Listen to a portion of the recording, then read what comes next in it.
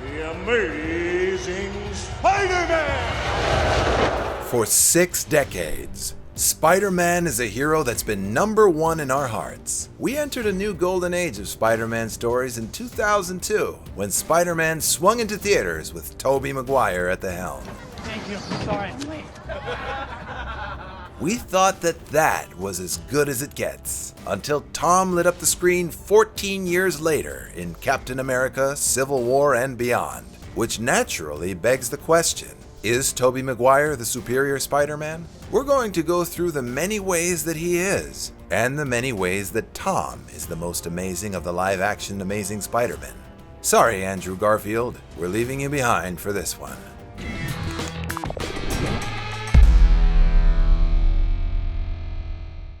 Tobey, the pain of loss. With Tobey, we experience the pain of loss with him, and he carries that weight very believably all throughout the original trilogy.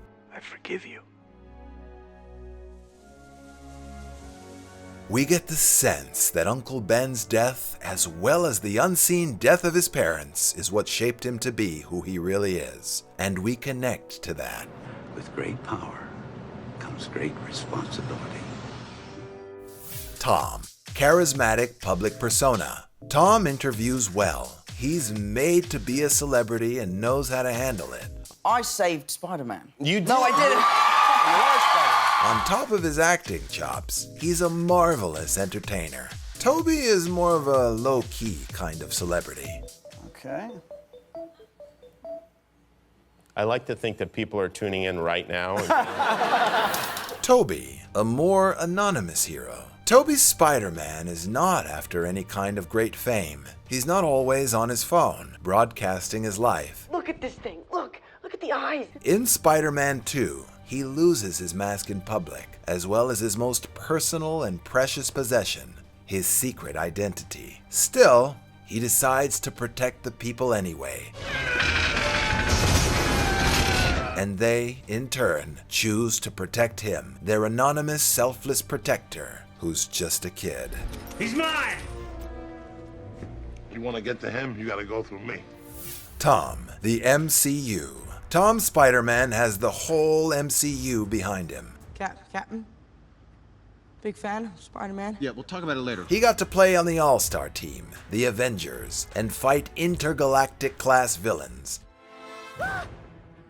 giving him extremely valuable experience. He also has an emotional support system of people who have been there and done that, allowing himself to be mentored by more than just the ghost of Uncle Ben and putting all the rest on MJ. I will always be Spider-Man. Poor her. Tobey, we got our powers with him. We discovered who he was with him, and he really sold us on what it would be like to transform into someone else. Okay. As he was discovering himself and his inner hidden powers, it was as if we were discovering ourselves and who we really were. You're changing. I know. I went through exactly the same thing at your age. Tobey embodied that journey for a generation, which was nothing short of extraordinary. Tom's powers appeared a little more fully formed, depriving us of going on that journey with him. Wow, nice catch. 3,000 pounds, 40 miles an hour. It's not easy. Tom, closer to the source material. Many Marvel comics show Spider-Man as a teenage boy. Smart. Will do.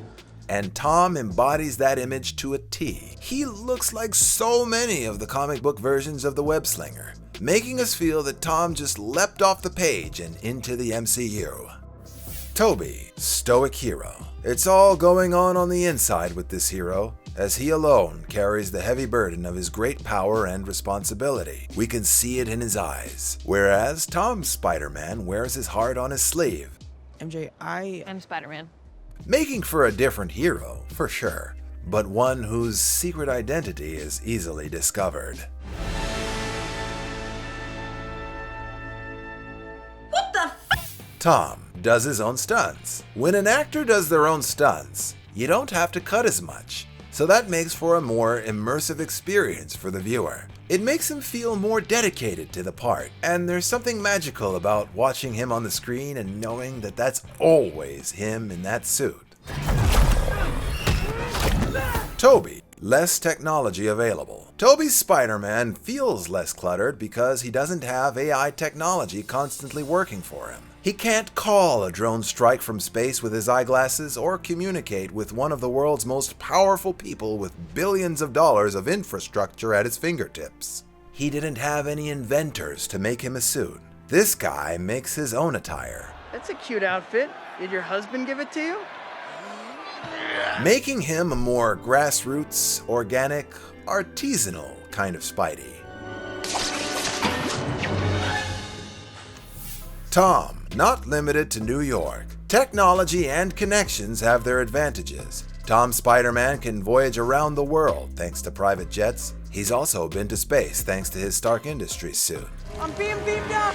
This opens up the character to new story possibilities, because only so much can happen in the Big Apple.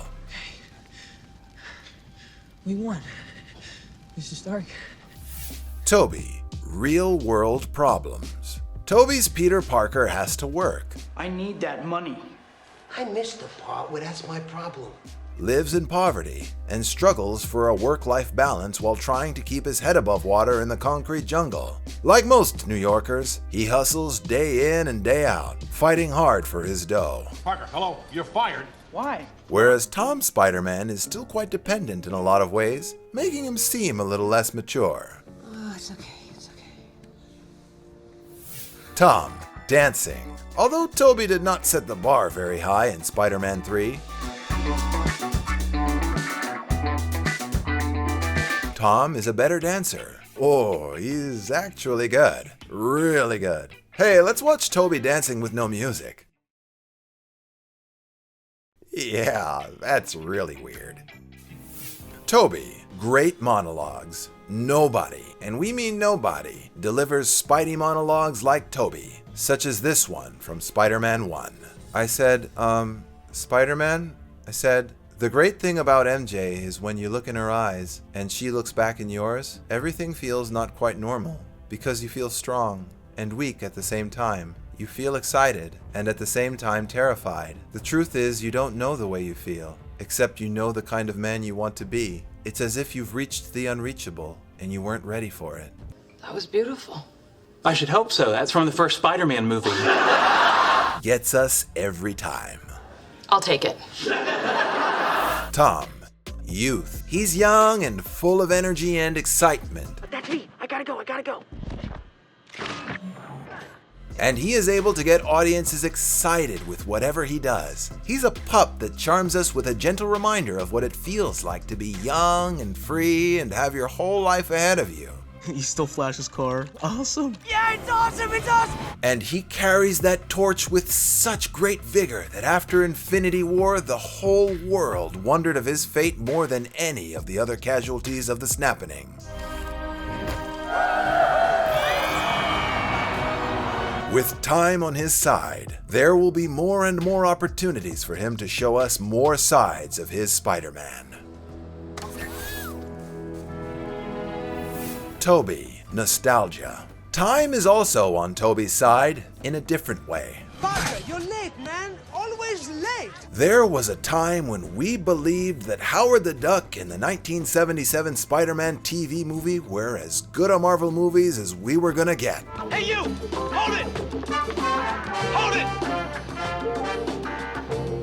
Then Tobey Maguire came along and showed us the light, that non-Blade movies based on Marvel Comics could be great. This was a quantum leap from all that we had seen before it, whereas the MCU movies feel like more of a lateral move from this iconic trilogy. You know, I guess one person can make a difference. Some things are never as good as the first time, and Tobey Maguire made live-action Spider-Man one of those things.